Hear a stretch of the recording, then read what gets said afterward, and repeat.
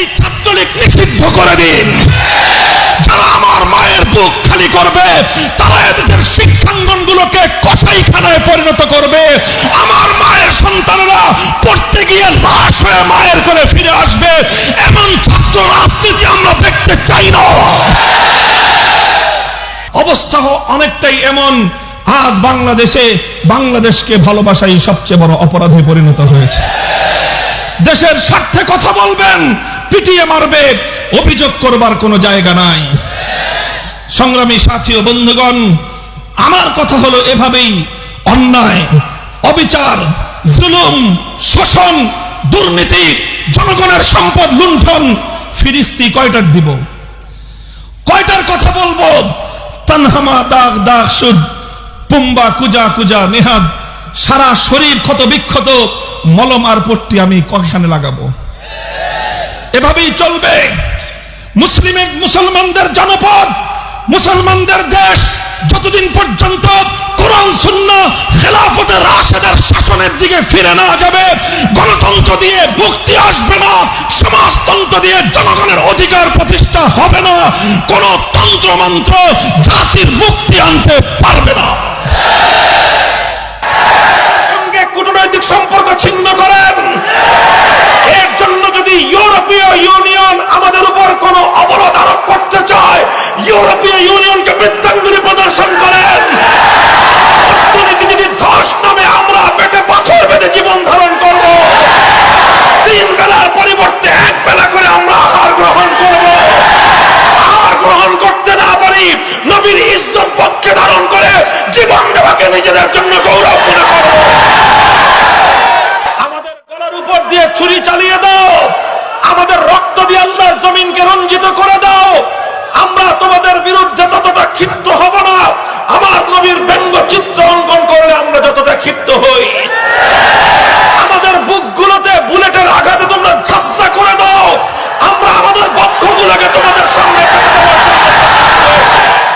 মুসলমান হওয়ার যেই হও, জুলুম করবা, ইসলাম আমাকে জুলুম বরদাস্ত করার শিক্ষা দেয় নাই। তুমি হিন্দু হও, মুসলমান হও, জুলুম করতে আসবা, তোমার হাত ভেঙে দিতে শিক্ষা দিয়েছেন আমার নবী। আমার সরল প্রাণ মুসলমানদের সন্তানদেরকে বিবর্তনবাদ শিক্ষা দিয়ে নাস্তিক প্রজন্ম গড়ে তুলবার চেষ্টা করছো। যখন আমরা দেখি তোমরা এমন এক সংস্কৃতি বাস্তবায়ন করার চেষ্টা করছো, যেই সংস্কৃতির বিরুদ্ধাচরণ আমরা না করলে আগামী দিনে প্রতিটি মুসলমানের ঘরে ঘরে বিভিন্ন মূর্তির আখড়া গড়ে উঠবে। এই দৃশ্য দেখবার পর খোদার কসম খেয়ে বলি, চুপ থাকা নিজের জন্য বৈধ মনে করি না।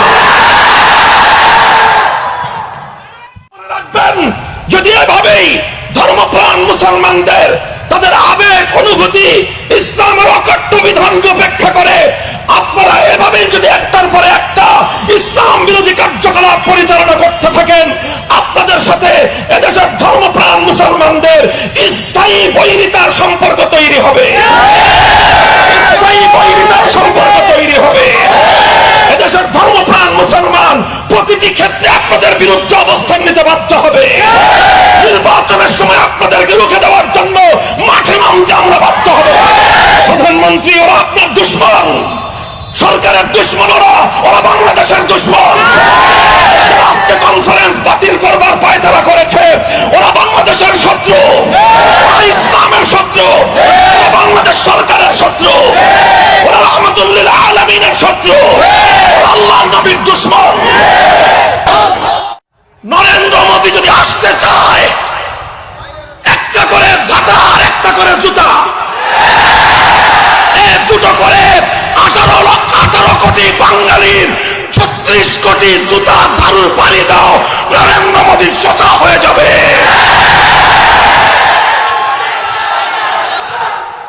আমরা যখন দেখব আল্লাহর ঘর ধ্বংস করে মসজিদে অগ্নিসংযোগ করে আল্লাহর কোরআন জ্বালিয়ে ভস্ম করে দিয়ে মসজিদের মিনার থেকে আজানের মাইক খুলে ফেলে হনুমানের গেরুয়া পতাকা তুলে দেওয়ার পর সেই খুনিকে কোন সম্মানের আসনে বসাবার চেষ্টা করা হচ্ছে, আল্লাহর ঘরের ইজ্জতের হেফাজতের জন্য কিয়ামত কায়েম হয়ে যাবে।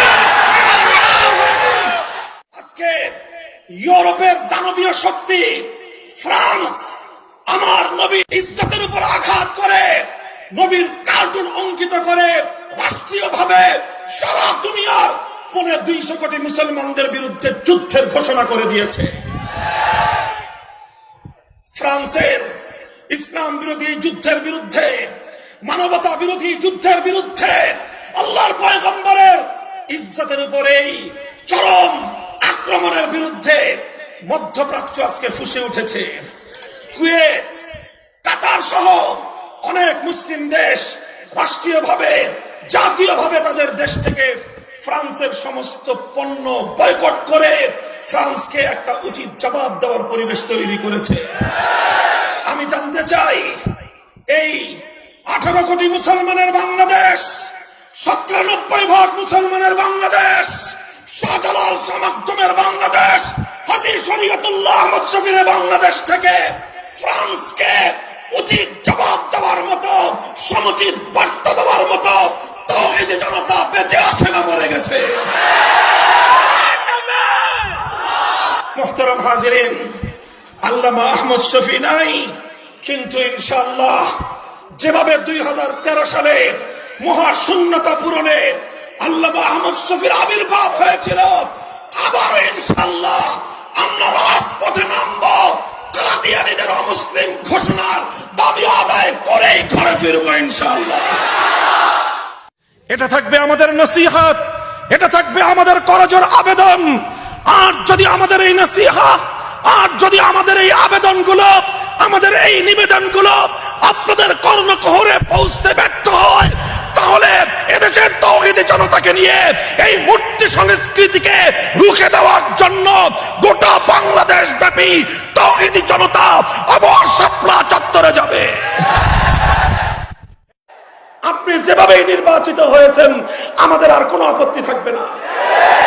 18 কোটি মানুষের মুখের ভাষা, মনের ভাষা একবারের জন্য আপনার মুখে উচ্চারণ করেন, 18 কোটি মানুষ আপনার জন্য জীবন দেবে। শান্তি চাই, যুদ্ধ চাই না। আমরা সম্প্রীতি চাই, লড়াই চাই না। আমরা বন্ধুত্ব চাই, শত্রুতা চাই না। কিন্তু মনে রাখবে, যদি আমাদের বন্ধুত্বের হাতে তুমি গাদ্দারির রক্ত লাগিয়ে দিতে চাও, সম্প্রীতির জায়গায় যদি সাম্প্রদায়িকতার আগুন জ্বালিয়ে দিতে চাও, 80 কোটি মুসলমান গজওয়াতুল হিন্দের হাতিয়ার নিয়ে জিহাদের ময়দানে নামবে, জিহাদের ময়দানে নামবে। এজন্য সোজা হয়ে গেছে মাথার টান। কার মোটকে দিবেন? কার কার কার মোটকে দিতে চান? আপনার গর্দানটা কত মোটা? গর্দান কত মোটা জানতে চাই। কি খেয়ে ঘাড় মোটা বানাইছেন? এই গর্দান, মোটা গর্দান দিয়ে কাজ হবে না। যদি ভাষা, নম্র ভাষা ব্যবহার করতে না জানেন, সভ্যতা ভদ্রতার শিক্ষার যদি অভাব থাকে, আপনার মন্ত্রিত্বের ঘাড় এদেশের মানুষ মুটকে ছাড়বে ইনশাআল্লাহ। কাজেই ওলামায়ে কেরামকে চোখ রাঙায়ে কথা বলে লাভ নাই। আপনারা যদি চোখ রাঙায়ে কথা বলেন, আমরা আল্লাহর পয়গম্বরের কাছ থেকে সিরাতুন নবীর আদর্শ শিখেছি, আমরা সাহাবায়ে কেরামের কাছ থেকে আদর্শ শিখেছি। কোন কথার কি জবাব দিতে হয়, সেই জবাবের ভাষা আমরা হাদিসের কিতাব পড়ে রপ্ত করেছি। মন্ত্রী সাহেব, জাতির সঙ্গে কোন ভাষায় কথা বলতে হয় আপনার বাবা শিক্ষা দেয় নাই। মন্ত্রিত্বের চেয়ারে বসেছেন, মন্ত্রিত্বের চেয়ার এটা কোনো আপনার বাপ দাদার কেনা সম্পদ নয়, এটা দেশের মানুষের অবদান, এটা দেশের জনগণের কৃপা। কাজেই জনগণের সঙ্গে কোন ভাষায় কথা বলতে হয় সেই ভাষা শিখে মন্ত্রিত্ব চালাতে আসবেন। ঘাড় মোটকে দিবেন কার? কার ঘাড় মোটকে দিতে চান? আমরা বাংলাদেশের বিরুদ্ধে নই, আমরা স্পষ্ট আমাদের বক্তব্য। রাশেদ খান মেনন তারপরে মুরগি চোরা শাহরিয়ার কবির, সুপ্রিম কোর্টের বিচারপতি মানিক সাহেব কাদিয়ানীদের পক্ষ নিয়ে মাঠে নেমেছে। এদেশের 16 কোটি মানুষ যারা আখিরি পয়গম্বরকে আখিরি পয়গম্বর হিসেবে, খাতেমুন নবিয়্যিন হিসেবে যারা বিশ্বাস করেন, তাদের ঈমানি দায়িত্ব হলো এই তিনজনকে বাংলার যে কোনো জায়গায় পাওয়া যাবে, সঙ্গে সঙ্গে জুতা খুলে পিটাইতে হবে। গর্বের সঙ্গে বলি, ওপেন চ্যালেঞ্জ নিয়ে বলি, মাতৃভূমির মাটিতে দাঁড়িয়ে এই ভূমিতে জন্মগ্রহণকারী এক সন্তান, কথা বলবো এক আল্লাহকে ছাড়া দ্বিতীয় কাউকে পরোয়া করে কথা বলি না।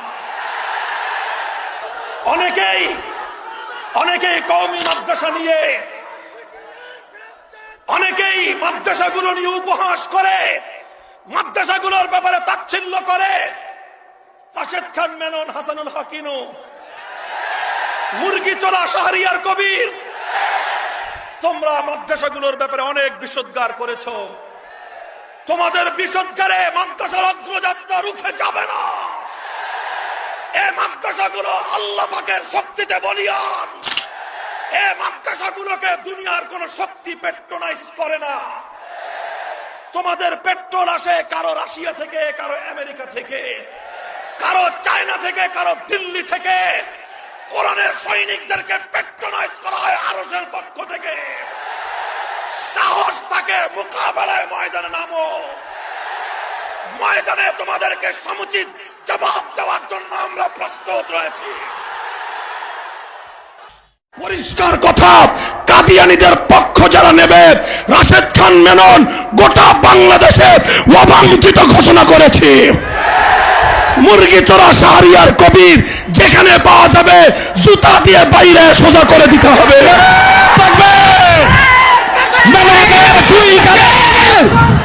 জুতা মারো তালে তালে, শাহরিয়ার কবিরের 2 গালে জুতা মারো তালে তালে। আমরা পরিষ্কার ভাষায় বলতে চাই, রাশেদ খান মেনন, হাসানুল হক ইনু, মুরগি চোরা শাহরিয়ার কবির গং, এই ইনু আর মেনন নৌকার খয়রাত নিয়ে এমপি হয়ে সংসদে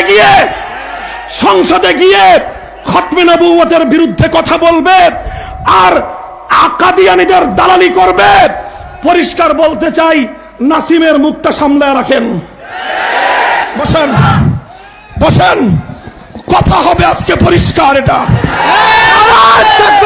আহমদ শফির দেশে কাদিয়ানীদের দালালি করে সংসদ ভবনে কাউকে থাকতে দেওয়া হবে না।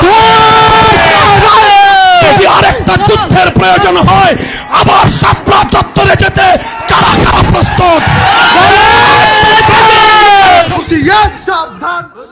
আমার যে আরজু, আমার যে আকাঙ্ক্ষা, আমি দুর্বল মানুষ, আমল টামল বলতে তেমন কিছুই নাই। জিন্দগির এক অর্ধ শতাব্দী অতিক্রান্ত করে জীবনের পৌরত্বের দ্বার প্রান্তে উপনীত এ পর্যায়ে এসে শুধু আজ আমার আগামী দিনের সন্তানদের কাছে এই আবেগ আর এই আরজু আমি ব্যক্ত করতে চাই।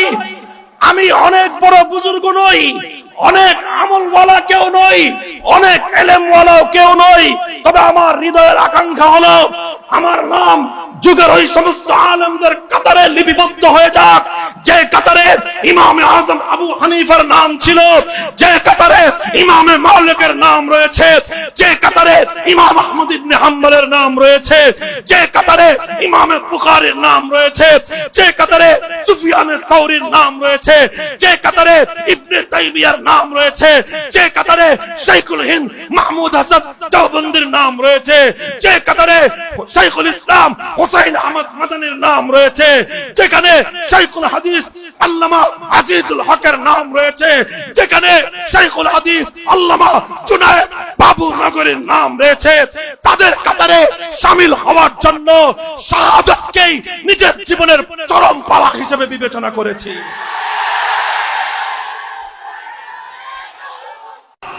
আজ নবীর নামে যারা কটূক্তি করেছে, সে যে ধর্মাবলম্বী হোক না কেন, সে যেই ধর্মাবলম্বী হোক না কেন, স্পষ্ট ঘোষণা হলো নবীর দুশ্মনের কোন ধর্ম